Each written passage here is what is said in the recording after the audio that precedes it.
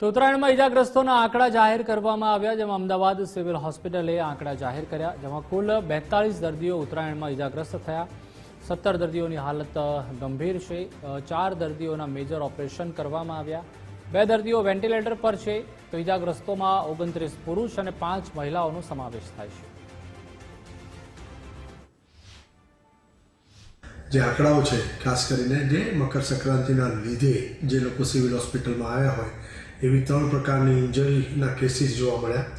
જેમાં સૌથી મહત્ત્વનું જોઈશું તો પતંગની દોરી વડે થયેલ ઈજાઓ, જેમાં લગભગ 42 લોકો સારવાર માટે આવ્યા, જેમને 25 લોકોને ઓપીડી બેઝ પર સારવાર કરવામાં આવી, ત્યારે 17 લોકોને એડમિશનની જરૂર પડી.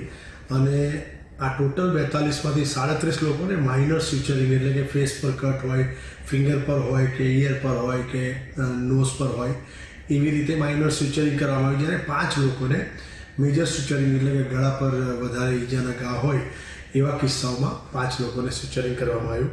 બીજી ઇન્જરીનો ખાસ જે પ્રકાર છે, ધાબા ઉપરથી પડી જવાના કિસ્સાઓ, જેવા 24 પેશન્ટ નોંધાયા, જેમાં 7 લોકોને ઓપીડી બેઝ પર સારવારમાં આપવામાં આવી, જ્યારે 17 લોકોને દાખલ કરી અને સારવારમાં આપવામાં આવી. આ 17 લોકોમાંથી 4 લોકોને સર્જરીની જરૂર પડી, 2ને ન્યુરો સર્જરી અને 2ને ઓર્થોપેડિક સર્જરીની જરૂર પડી.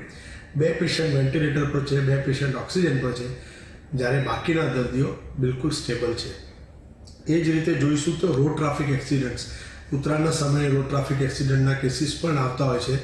એવા 50 દર્દીઓ છેલ્લા 48 કલાકમાં સિવિલમાં આવ્યા, જેમાંથી 30 લોકોને સારવાર આપી અને ડિસ્ચાર્જ કરવામાં આવ્યા. 30 લોકોમાં એક વ્યક્તિ રોડ ટ્રાફિક એક્સિડન્ટમાં બ્રોડ ડેડ તરીકે પણ લાવવામાં આવેલા.